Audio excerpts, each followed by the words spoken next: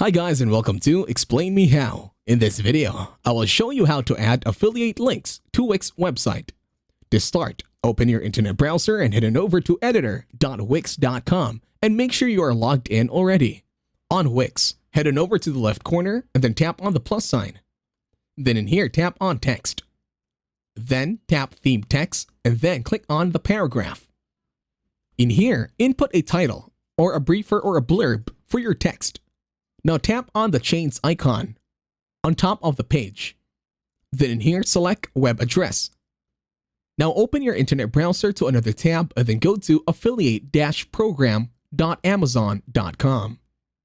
In here, paste the affiliate link. Now the other step is to once again click on the plus sign on the left corner. Then in here, use the search bar. On the search bar, look for embed.